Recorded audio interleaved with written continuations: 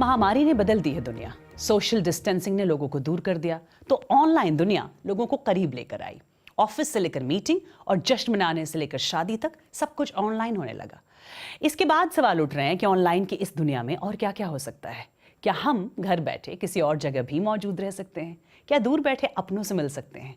या फिर जो इस दुनिया में नहीं है, क्या उनसे दोबारा मिल सकते हैं? ये सब कुछ मुमकिन बनाने की कोशिश हो रही है मेटावर्स की दुनिया में। कैसे मेटावर्स के जरिए और ये वर्चुअल दुनिया को बदलने की तैयारी, इसकी चर्चा कवर स्टोरी में।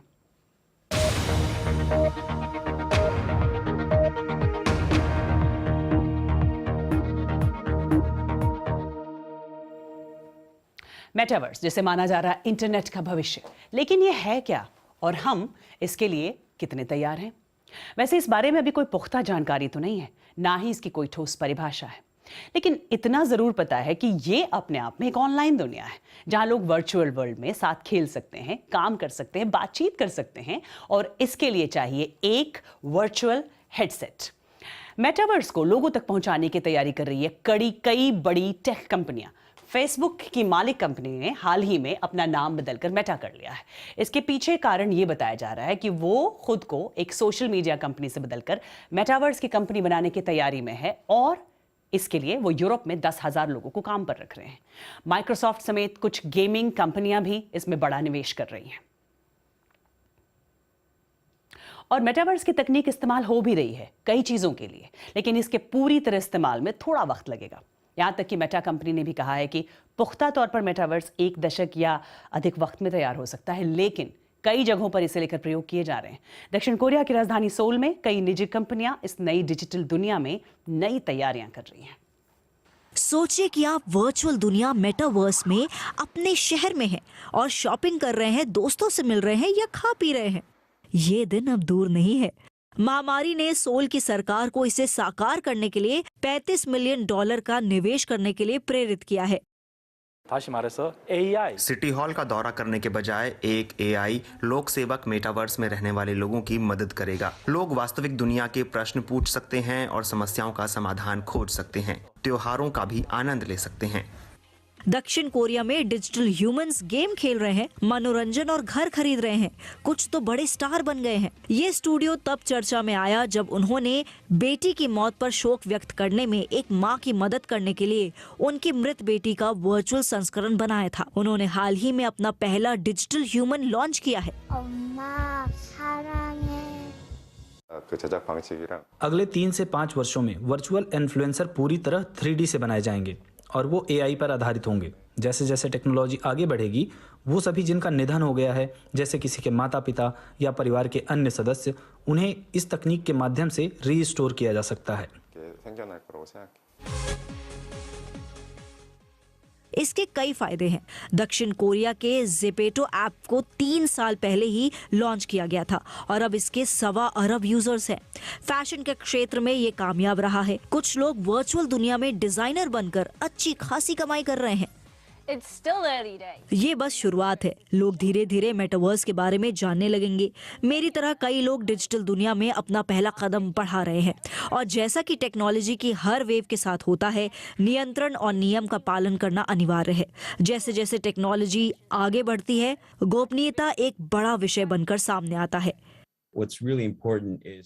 वास्तव में ये महत्वपूर्ण है कि नियामक इसका इस्तेमाल करें और फिर ये समझने में सक्षम हो कि इसके वास्तविक फायदे और नुकसान क्या हैं, और हमारे जैसे ऑपरेटर्स से सारी जानकारी लेते रहें।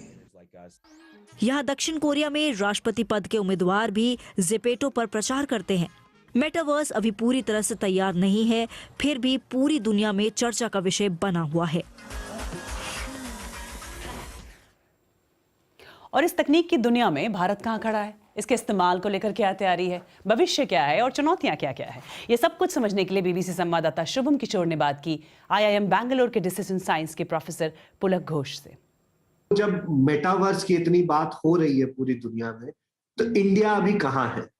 अभी ये नहीं कह सकते कि इंडिया काफी पीछे है, क्योंकि पूरी दुनिया में मेटावर्स का जो कॉन्सेप्ट है वो बहुत नया है एंड ज्यादातर अभी एक कॉन्सेप्चुअल स्टेज में है।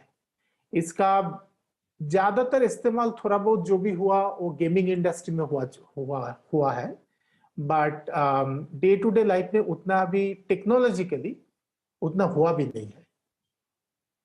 तो अब जैसे हम कुछ समय पहले वीआर की बात करते थे या ऑगमेंटेड रियलिटी की बात करते थे, तो हम ये कहते थे कि ये हमारी रोजमर्रा के काम करने के तरीके को बदल देगा, हम चीजों को अलग तरीके से देखने लगेंगे।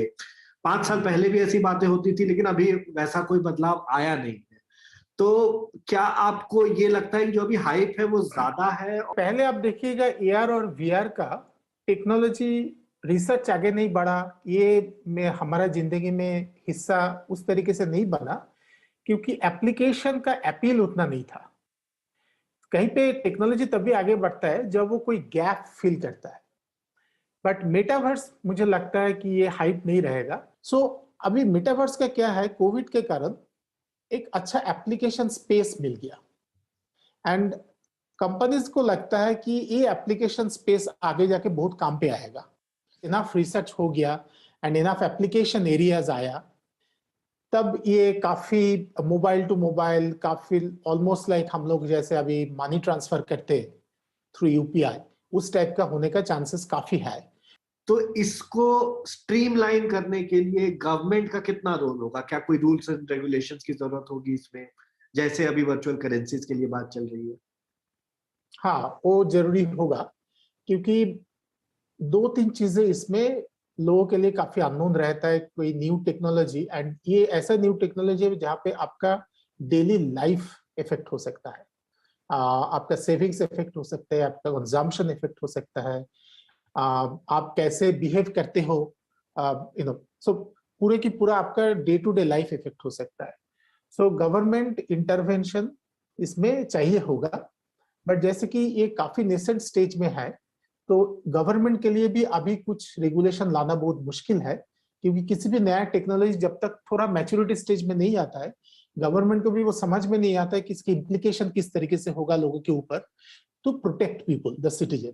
तो चाहिए तो है, बट इसके लिए थोड़ा टाइम लगेगा। अगर ये यूजर फ्रेंडली हो गई, लोगों तक पहुंच गई, तो वो ह्यूमन इमोशंस की लेवल पे और ह्यूमन टच की लेवल पे ये चीजों को खराब करेगी। तो आगे जाके जैसे जैसे टेक्नोलॉजी हमारा लाइफ का एक इम्पोर्टेंट हिस्सा बनते जाएगा, वैसे वैसे ह्यूमन टू ह्यूमन टच कम होते जाएगा। We have to live with it.